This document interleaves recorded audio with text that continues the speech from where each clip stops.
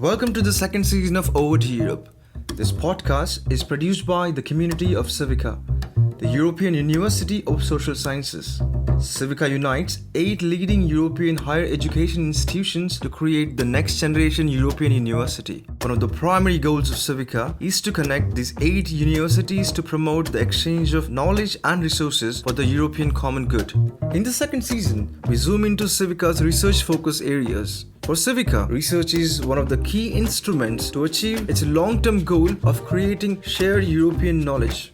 Thanks to the newly launched project CIVICA Research, the Alliance will continue to deepen its collaborations in research around these major areas. We talk to researchers and faculty members from the 8 CIVICA partner universities to bring you cutting-edge European research in social sciences. I'm your host, Aniket Narawad, a first-year Master of Public Policy student at Hertie School, Berlin.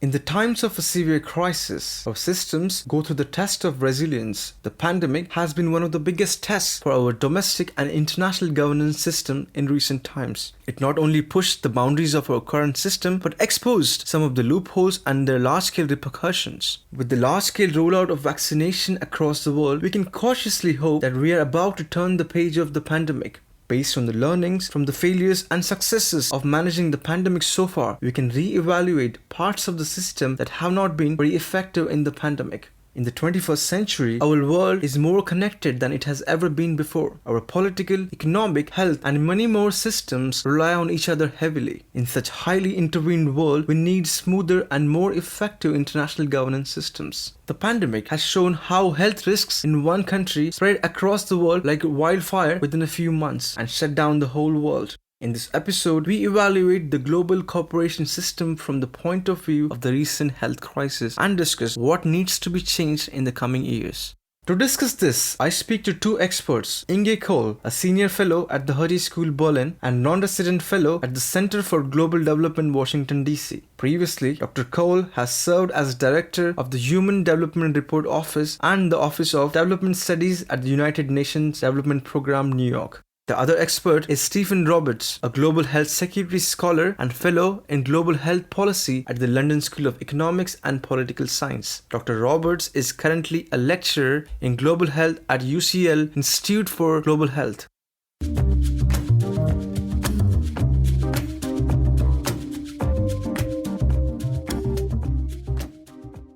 Would you like to talk about what role WHO has played in the pandemic and has it been successful? It's obviously a very difficult question to unpack. First and foremost, in my research, what we've noticed is there's been, in many cases, a real conflation of expectations like the WHO is expected to do during this particular pandemic. This featured very heavily in sort of the early days of the pandemic when there was a lot of questions of the response capacity. Essentially, the WHO is a technical advisor on health for its member states. So in this, I think it's continued to be successful and instrumental, for example, informing us about the pandemic, in generating the evidence-based science on the nature of SARS-CoV-2. I think it's been instrumental and successful in providing updates on the evolution of what we know about the virus and the pandemic itself, and in highlighting key measures to reduce deaths, spread, and infection. This again comes back to the importance of vaccines, but also highlighting the ongoing issue of vaccine equity as an accelerator of the pandemic and as a collective global health risk. There are, of course, many difficulties, criticisms, and shortfalls, which I'm happy to detail or also hand over to Professor Kaul for some reflections on. My view is that the WHO was criticized unfairly. I think it has shown a good adjustment to the nature of the problem by setting up the accelerator initiative with COVAX and CEPI to put platforms at the global level for experience exchange, for research exchange. That has all worked. And the criticism should really be leveled against the member states. When you look at WHO's financing, it's poor. Only a small portion of its budget comes from assessed contribution. All the rest has to be scraped together. And even though the Director General has made tremendous efforts to point to the underfunding of WHO, the member states have been very reluctant to come up with additional money. They have come up with additional money. But what intrigues me is that we are really treating these public goods, and especially global public goods, as if there were no goods that need production. We are just underfinancing. And my conclusion from the last year is we have learned very little. As you said, funding is a key issue for the intergovernmental organization, but funding from different countries also comes a lot of political power to potentially influence their decisions. Do you think, has it been working so far? Would you like to see any specific changes that then it can function fully independently to serve the people, not certain political blocs? I don't see that the WHO has particular political blocs. One thing is what sort of investigation one does in China on the origin. But as far as the functioning of WHO at the global level is concerned, there was no bias in the Gavi dealings with COVAX. I don't see interference there. I only see too little money for the big tasks. And what is especially worrisome for me is that now we only are concerned about the underfunding of vaccine purchases. Production capacity has to be expanded. A lot of money has to be mobilized for that. Where are the storage facilities in Africa? There is a huge funding gap and we are just not dealing with it. In the north, like in Germany, we invest a lot of money in cushioning the ill effects of the crisis. Why not do it also outside to help countries, especially the more developed countries themselves, because the mutations of COVID travel back to the north. So I find it short-sighted, not in a public policy entrepreneurial spirit, and therefore my assessment, we have learned very little. I would say that I agree completely with the excellent points being made so far. Talking about global health governance and talking about the visions of these intergovernmental organizations, we have to remember that these organizations are only as good and only as effective as the composite of their members. Again, focusing back on this last year with the functions of WHO and the demands that were being made of it by its member states and by the larger global health community. The WHO had to do all of this nonstop and, as we've previously discussed, on a very limited budget, with an enormous amount of public confusion about its role and the expectations that were placed on it to respond to the pandemic. Focusing on the impact of the member states, we think about geopolitics, the realities of sovereignty, and how that impacts the delivery and the trust that we see in international organizations. We can talk about the issues with the program of work being threatened by the budgetary cuts of the Trump administration. We can talk about the work that was undermined by a misinformation campaign from hostile states or social media. I think the important thing to remember is none of these challenges are new. We've seen these lessons not been learned. We saw the challenges of sovereignty and geopolitics from previous outbreaks, but now I think it's really taken hold. And if anything, this should really serve as a really critical point of reflection on not only the expectations of the INGOs and organizations such as World Health Organization, but how the conduct and behavior of their member states are ultimately hampering the delivery of global health goods that they are actually demanding during this pandemic as well. It's very important to see these connections. Moving on to the next point, I wanted to talk about the accountability mechanisms available when it comes to global risks, whether it is economic risks, whether it's health risks. Are there any currently available mechanisms that hold each country accountable? A lot is going on in terms of monitoring, data collection, building indicators, measuring and formulating dashboards. But what good does it do? I think you should only hold someone accountable who is capable of dealing with the problem effectively. So why not look at the more powerful countries and say, what about your CO2 emissions? How come they don't go down? You promised it way back and it falls short. In order to really deal with health challenges, countries are reporting problems and outbreaks. But then what? What do you do if you don't have the health system in place? So I don't see a lot of merit in this frenzy and flurry about data generation, monitoring, reporting. We have to also ask ourselves, do we make a difference? And how do we make a difference? We should be monitoring the inputs and not only whether change is happening, because without inputs, I believe no change on the ground will happen.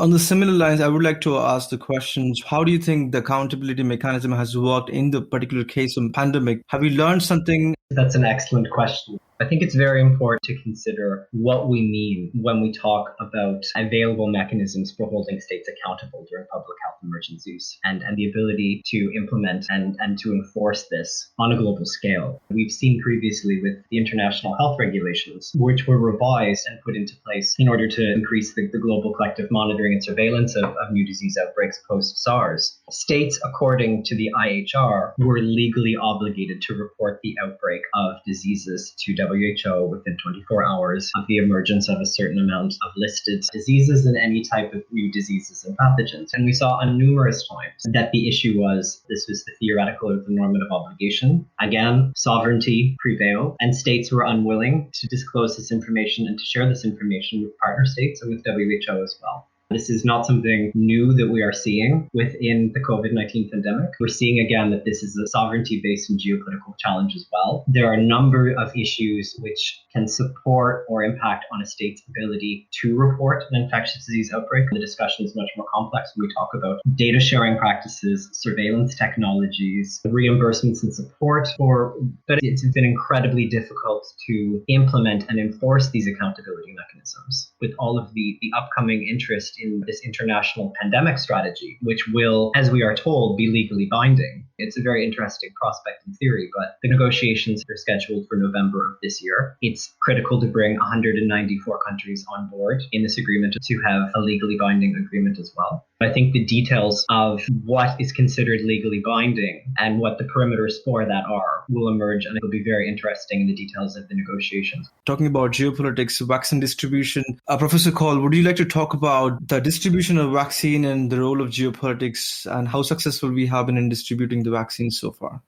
Phrases like vaccine nationalism tell a lot about the skewed distribution of the available vaccines. In the beginning, when there was no vaccine, one heard much more talk about solidarity, because then we were really hanging together and we had to put our last skirt around our nose and mouth in order not to spread up. But now that the vaccine is there is much less talk about solidarity, and especially there is no implementation of it. Everybody missed the phrase or the opportunity to say, all of us are not safe until everybody is safe. But we don't live up to this phrase. We're just going slow on the expansion of production capacity. And that brings us then probably to the next issue of intellectual property rights and how to handle that question.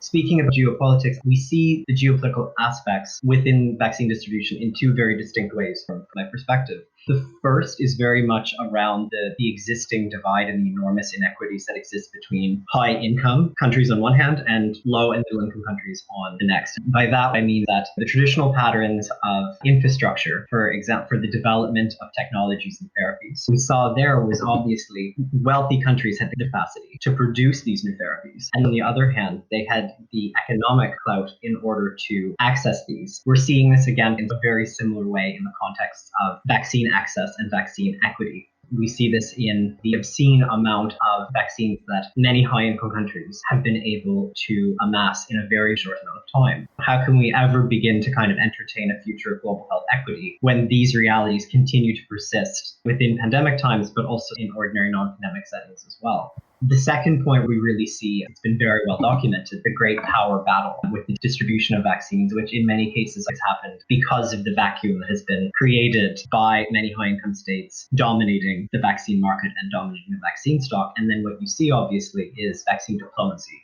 Vaccine diplomacy is an off-play of vaccine nationalism or a form of vaccine nationalism. Obviously, the proliferation and the donation of Russian and Chinese manufactured vaccines in many low and middle income countries as a result of not being able to access the vaccines that were produced within North America and EU and the UK as well. So what we are seeing out is increasingly winning hearts and minds by getting shots into shoulders and arms. I think kind of two really interesting areas where geopolitics, which are always existent in global health, but are very, very pronounced within this ongoing performance of vaccine distribution and questions around vaccine equity. Probably one additional comment on the geopolitical aspect of vaccine distribution. I was quite intrigued by the fact that the recent G7 summit critiqued Russia and China for having distributed vaccines and said this is vaccine diplomacy. What is wrong with vaccine diplomacy? After the G7 countries did critique Russia and China, now the G7 countries also distribute a vaccine. That is also vaccine diplomacy. If some countries do it, it's good. If other countries do it, it's something negative. And the same applies to the Belt and Road Initiative. The G7 summit said, oh, look at China, what they do with this initiative. But now we do it too in Africa. You see in these examples very clearly the big problem at present, the superpower rivalry, which really stifles and stalls effective multilateral cooperation in many issue areas, not only in health. The heavy responsibility lying on today's researcher and student generation. We are lacking proper constructive research that shows that the current attitude, especially of the Western industrial countries, is very short-sighted because they want to continue power politics. Why does the democracy only apply nationally? We should have better democracy internationally.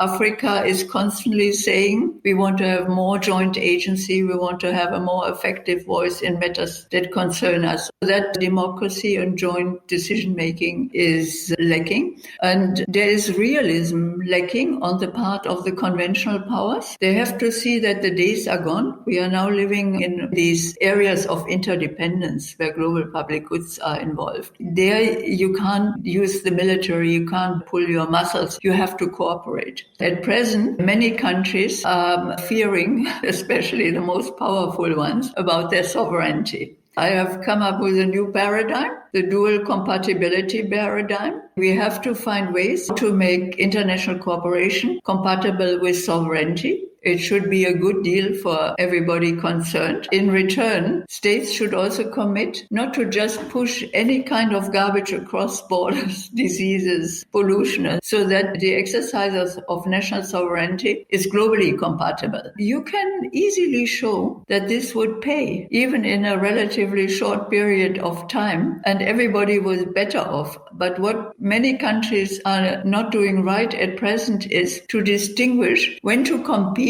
for scarce resources or market shares and when really they have to cooperate. They say it all, that global challenges are challenges no one can deal with unilaterally, but then they try to do it unilaterally. Here comes also the phrase of the European Union. We will set the standards for green deals worldwide to protect our sovereignty. These days are over. You have to discuss it, you have jointly to decide.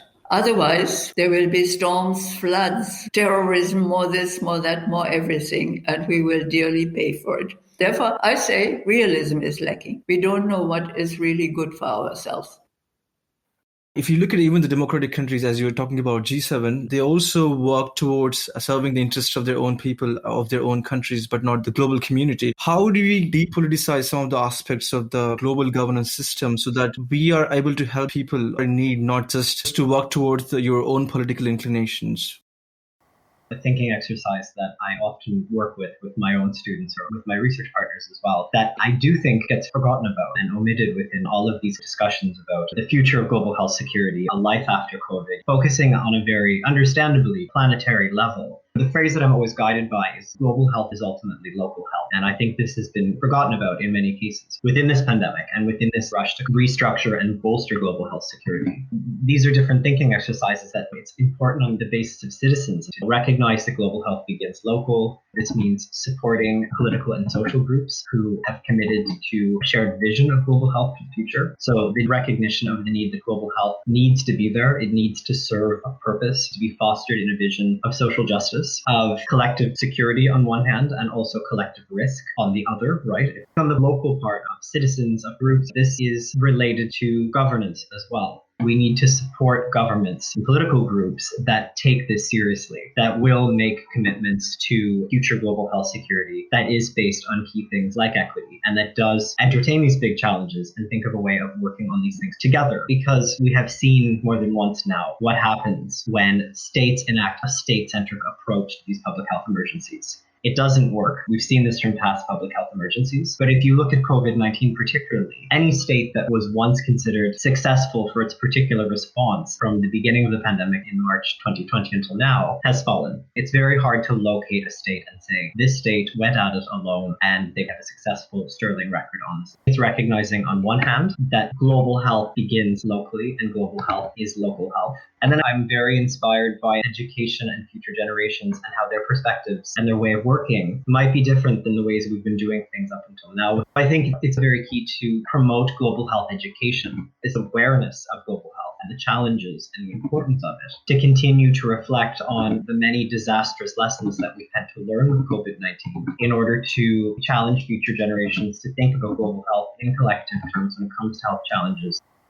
I cannot agree with that fully, because global health starts globally, not locally. If there is tight intellectual property rights protection, you never can afford the medicines you need. The sooner the better find a way of understanding that it is in the interest of dynamic efficiency and growth and sustainability that we know when to relax the property rights or do differential patenting. So that is a local aspect. How can health start locally when you live in South Africa with thousands of people you share the water pipe? It's putting a heavy burden on countries that are poor when you say it starts locally. There is a lot one can facilitate at the global level. And why would a local government make up for the shortcomings at the global level? I am absolutely an investor. You need money for these global public goods. I cannot be convinced that it comes out of good intentions. I think it's an excellent point. We can recognize we need both. I very much agree with the points you're making, especially when it comes to the status and the undue burden that's placed on low-income countries as a result of this. One really important point in asserting that global health is local health, particularly if we think about education and enlightenment of future generations, I think is very much situated within high-income countries as well. Some of the worst performing, hardest hit countries in this pandemic were high-income countries. And I believe for many times there was I don't know if you want to think of it as an omission of thought or an oversight, that pandemics don't happen here. This was something that is very foreign, that happens in low-income countries. And what we've seen in the context of this outbreak is global health is local. Pandemics do happen here as well. As you said, we can recognize both the local and the global elements of global health and also how they manifest in very distinct contextualized ways as well. How do we depoliticize issues regarding health so that we have strong global institutions that can help us to protect the global community? First of all, I think it's very embarrassing for the academic community to say, COVID has opened my eyes to inequality and to health. We have seen this since ages. Then my biggest point that I will never get tired of repeating is global public goods are not development issue. Development also comes in, but recognize global public goods as goods to be produced, whether it's financial stability, cybersecurity, health challenges of different types, and have someone in charge, a platform manager, a network, to see what inputs are required. There is no real good incentive policy at the global level that we go to countries and say, here, do a little bit more, do it faster, do it more effectively. The old business model of country-focused operations and decision-making have so far really struggled against recognizing GPGs as a new type of policy area that cuts across foreign-domestic divide, is multi-sectoral and highly complex. We need these managers of different global public goods in national governments and at the international level. Countries are concerned about their sovereignty in a short-term perspective. They would be better off if they were to more effectively cooperate. Then they wouldn't lose sovereignty to the weather or the health challenges, but enjoy much more policy-making space. So we need actually good institutional change at the global and national level up to the local level. We have to recognize that GPGs are a new type of issues. What are some of the things we have learned from the COVID crisis in terms of global cooperation? That's a very good question. And I wonder, are we feeling optimistic or pessimistic? I think there is an enormous body of work that needs to be addressed about what went wrong and what needs to be done. First of all, things that went wrong were really daunting issues that have standed and have been accelerated and accentuated with this pandemic. One of the challenges that we have spoken about is this new reality of epidemic and pandemic risks in high-income countries. And this has really driven home. And what will happen with this going forward after COVID with the traditional short-sightedness of high-income governments as well. Because pandemic preparedness was always an item on the agenda prior to COVID. It was theoretically on paper. States were well prepared for this. The Global Health Security Index had listed the United States and the United Kingdom as amongst the most prepared countries for a pandemic. And it simply did not hold true when the actual pandemic arrived. So one of the challenges is thinking about how high-income states will now navigate this reality that they actually are at risk, as much at risk as the rest of the world, to emerging infectious diseases and pandemic and epidemic threats, and that some reflection and learning is actually taken from that. We have seen the enormous inequities in global health, but I think really coming down to life-saving therapeutics and technologies. And we can talk about the case of vaccines and COVID-19 vaccines as well, and the traditional knee-jerk reaction of high-income states to only intervene when it becomes inexcusable or when the threat threatens to spread further. This is about the emergence of variants, about the really dramatic situation in India that was very prominent across the world, and it became sort of indefensible. But not only access to these therapies and these technologies during pandemics, but making sure that there is equal access in non-pandemic times as well. That it doesn't need to get to this stage before we start making donations of vaccines. Another area that it's been really troubling as well, a very complex issue of which I don't necessarily think there is a single straightforward answer for, is the crowding out of expertise within this pandemic. We have seen the rise of digital misinformation, the jailing of medical practitioners, of whistleblowers. We've seen medical and research communities come under attack and be openly questioned for their evidence-based approaches. And again, this comes from the rise of social media, from populist governments, from enabled communities in all parts of the world. A real challenge going forward in this digital era is also the safeguarding of evidence and scientific and research and medical communities that can lead us out of public health emergencies. Can I compliment this? I would be all for that. But we have to do the further research for evidence and the sharing of information with a certain frame. For your audience, should we not ask in economics courses at the university why there is no economics textbook on global public goods? You open even Joe Stiglitz's textbook on public economics, and it says on page 3, I assume a single closed economy. Now, Professor Stiglitz, where is that economy? Are the assumptions that you make not too much? You can make such a difference in the world and in your own life. Ask this question. Think yourself. There are interesting bits and pieces that could be assembled to form such a theory, but it doesn't exist. Therefore, we come up with old-fashioned ideas and think that we just assemble and do a little bit more, but with what theoretical framework in our mind? The big difference in all the global challenge areas that could be made is a good textbook on global public economics. Just to ask the last and final question of CIVICA now, how do you think researchers like CIVICA who work in 8 different universities across different states can help build more policy initiatives that can support a global cooperation? CIVICA should focus on these ongoing research projects in the Commission and offer concrete advice on topics that you worry about because you have many more years to live and you want to live in a peaceful and sustainable world. The second thing is not to think European. Europe is in the world. You cannot just put America first. You cannot put Europe first. So how can we, in a peaceful, democratic, partnership type of way, communicate and cooperate with the rest of the world? Dr. Roberts, would you like to add anything to that from the angle of health, how the different states in EU and the researchers can work together to come up with better policy initiatives for the future?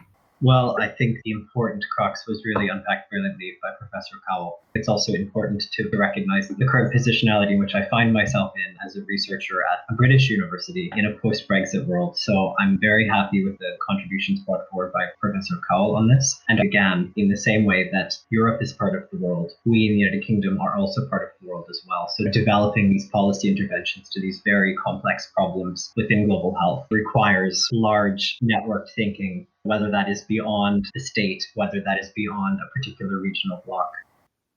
One addition specifically on health. I can tell you very well what the National Centers for Disease Control in the US are doing. I also know what the African Center for Disease Control is doing, but I have no idea what the European one is doing. What struck me is that we have now this COVID problem for more than a year, and I don't read in the newspapers anything that the European Health Center has contributed or is warning about. So I think the center probably also deserves more funding so that they could do more work and come up with more independent and provocative research that is fit to print. That would be another idea and a place to look for future work. These were Dr. Kaul and Dr. Roberts. We discussed the current state of global cooperation from the point of view of the recent pandemic. Both experts have pitched in from their area of expertise and given us a holistic picture of current scenario while suggesting some changes to be done in the coming times.